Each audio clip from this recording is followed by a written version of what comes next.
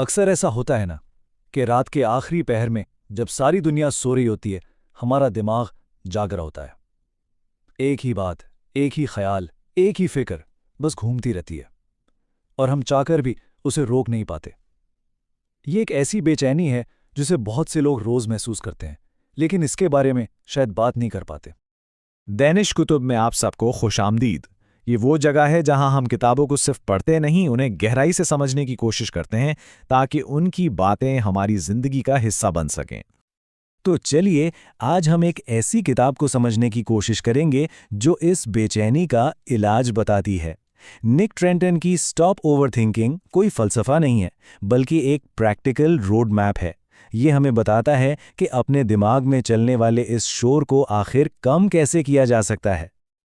और यहीं से असल बात शुरू होती है। किताब की सबसे पहली और शायद सबसे अहम बात यह है कि ये जो ज़रूरत से ज़्यादा सोचना है ना, ये हमारी शख्सियत का कोई मुस्तकिल हिस्सा नहीं है जिसके साथ हम फंस गए हैं।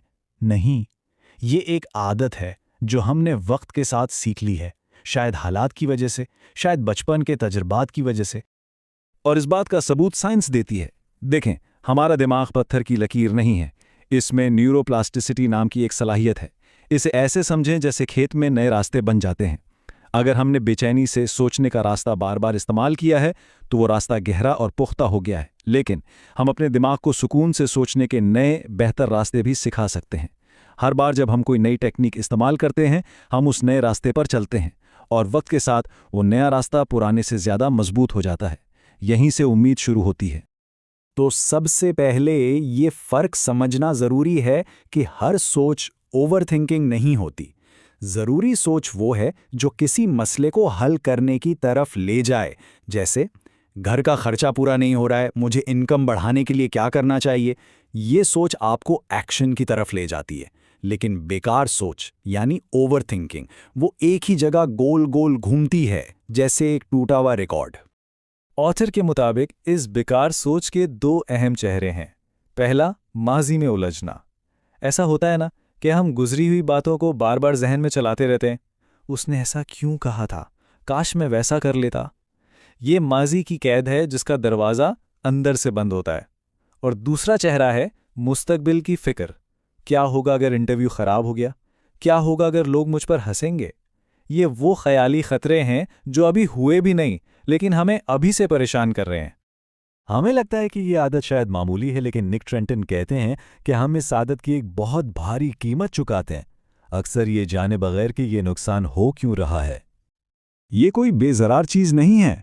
ये हमारी जहनी तवानाई को इस तरह निचोड़ लेती है कि दिन के आखिर में छोटे छोटे काम भी पहाड़ लगने लगते हैं। ये हमसे फैसला करने की ताकत छीन लेती है, क्योंकि हर ऑप्शन में कोई ना कोई खतरा नजर आने लगता है। इसकी वजह से रातों की नींद खराब होती है और हाँ, ये हमारी जिस्मानी सेहत पर भी असर डालती है। इस चीज़ को समझना बहुत ज़रूरी है।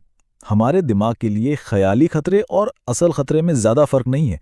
जब हम ऑफिस की एक ईमेल के बारे में घंटों सोचते हैं कि बॉस क्या सोचेगा, तो हमारा जिस्म ऐसे ही हार्मोन्स पैदा करता है जैसे हमारे सामने कोई शेर खड़ा हो। दिल की धड़कन तेज हो जाती है, पट्टे खिंच जाते हैं। नतीजा, हम कुछ किए बगैर ही जिस्मानी और जहनी तौर पर थक जाते हैं। तो सवाल यह है कि जब दिमाग इस तूफान में फंस जाए तो फौरी तौर पर क्या किया जा सकता है। किताब इसके लिए कुछ बहुत सिंपल लेकिन असरदार तरीके बताती है। इसे कहते हैं 5 4 3 2 1 ग्राउंडिंग टेक्निक। जब भी महसूस हो कि सोचों का सिलसिला कंट्रोल से बाहर हो रहा है, तो फौरन रुक के ये एक्सरसाइज करनी है। चलिए अभी इसका एक छोटा सा हिस्सा ट्राई करते हैं।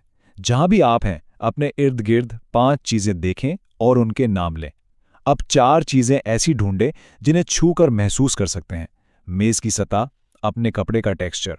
फिर 3 आवाजें सुनें, 2 चीजें सूंघें और आखिर में 1 चीज चाखें या अपने मुंह के अंदर के जायके पर ही तवज्जो दे दें।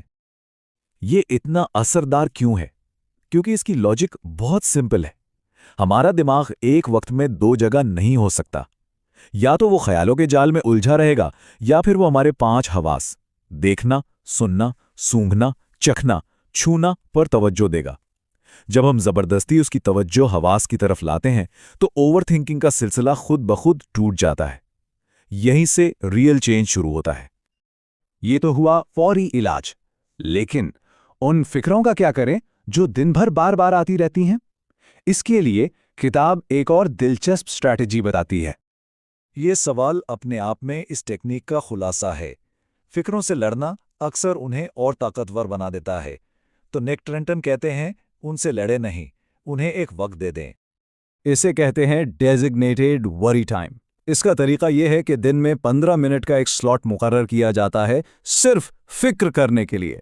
जब दिन के किसी और हिस्से में कोई बेचैन करने वाला ख्याल आए तो उससे कहते हैं, अभी नहीं, तुमसे शाम 7 बजे मुलाकात होगी, और उस फिक्र को एक डायरी में लिख लेते हैं। इस तरह उस फिक्र को नज़रअंदाज नहीं किया जा रहा, उसे कबूल किया जा रहा है, लेकिन अपनी शर्तों पर। एक अहम बात, इस वक्त के दौरान सिर्फ फिक्र करनी है, हल ढूंढने की कोशिश नहीं। मकसद सिर्फ उन फिक्रों को सुनना और महसूस करना है। और ये बात अक्सर कोई नहीं बताता। मकसद ख्यालों से जीतना नहीं है, मकसद उन्हें हदूद में रखना है। जब हम किसी ख्याल को दबाने की कोशिश करते हैं तो वो और ज्यादा ताकत से वापस आता है। लेकिन जब उसे कहते हैं कि मैं तुम्हारे बारे में सोचूंगा, लेकिन अपने वक्त पर, तो कंट्रोल हमारे हाथ में आ जाता है। फौरी टेक्निक्स तूफान को शांत करने के लिए हैं, लेकिन अगर हम मौसम को ही बदलना चाहते हैं तो उसके लिए किताब उन बुनियादी जहनी तब्दीलियों की बात करती है जो लंबे अरसे में इस आदत को जड़ से कमज़ोर करती हैं, क्योंकि असल तब्दीली सोच के अंदाज को बदलने से आती है। इसमें 3 चीज़ें अहम हैं। पहली, खुद से हमदर्दी। जब कोई दोस्त गलती करता है तो हम कहते हैं, कोई बात नहीं, इंसान है। लेकिन जब हम खुद गलती करते हैं तो अपने आप को सबसे बुरा भला कहते हैं। ये आदत ओवरथिंकिंग को बढ़ावा देती है। दूसरी, गैर यकीनी हालात को कबूल करना। ये तस्लीम करना कि ज़िंदगी में हर चीज़ हमारे कंट्रोल में नहीं हो सकती। इस हकीकत को कबूल कर लेना ही आधा सुकून है। और तीसरी, अपनी तवानाई सिर्फ उन चीज़ों पर लगाना जो हमारे इख्तियार में हैं, हमारी कोशिश, हमारा रवैया, ना कि उन चीज़ों पर जो हमारे बस से बाहर हैं, जैसे दूसरों की राय या कल का मौसम। मेरा अपना तजुर्बा ये कहता है कि इस सफ़र में सबसे अहम चीज़ सब्र है। हम सालों पुरानी जहनी आदतों को एक दिन में नहीं बदल सकते। ये एक मसल को ट्रेन करने जैसा है, इसमें वक्त लगता है। कभी हम कामयाब होंगे, कभी पुरानी आदत वापस आएगी, लेकिन कोशिश जारी रखना, नरमी के साथ, बिना खुद को जज किए, यही असल काम है। ये सफ़र सब्र तलब है, बिल्कुल। तो इस सफ़र में आगे बढ़ने का सबसे अहम उसूल क्या है? हम इन सब बातों का खुलासा कैसे कर सकते हैं? इस पूरी गुफ्तगू का सबसे गहरा और ना भूलने वाला पैगाम शायद ये है, हम अपने ख्यालात नहीं हैं। ख्याल तो दिमाग में आते जाते रहते हैं, जैसे आसमान में बादल। कभी तूफान आता है, कभी धूप निकल आती है, आसमान वहीं रहता है। हम वो आसमान हैं, वो बादल नहीं। जब ये बात समझ आ जाती है तो ख्यालों की ताकत कम हो जाती है। इस इल्म को अमल में लाने के लिए आए एक छोटा सा पहला कदम उठाएं। इस हफ्ते इन 2 में से कोई एक टेक्निक आजमाने का इरादा करें, या तो 5-4-3-2-1 ग्राउंडिंग टेक्निक जब बेचैनी महसूस हो, या फिर अपनी फिक्रों के लिए दिन में 15 मिनट का वक्त मुकर्रर करना। सिर्फ एक चुनें और सिर्फ एक बार करने की कोशिश करें। और अगर आज सिर्फ एक बात याद रखनी हो तो वो ये है, असल नशोनुमा तब शुरू होती है जब हम सीखी हुई बात पर अमल करते हैं। इल्म से सिर्फ रास्ता नजर आता है, लेकिन चलना अमर से ही होता है। इस सफ़र में साथ रहने के लिए दानिश कुतुब को लाइक और सब्सक्राइब करें, और इन टेक्निक्स को अपनी ज़िंदगी में शामिल करने के लिए एक स्टेप बाय स्टेप गाइड की ज़रूरत हो तो डिस्क्रिप्शन में दिए गए मुफ्त एक्शन प्लान PDF को ज़रूर देखें। अगली बार तक के लिए अपना ख्याल रखें।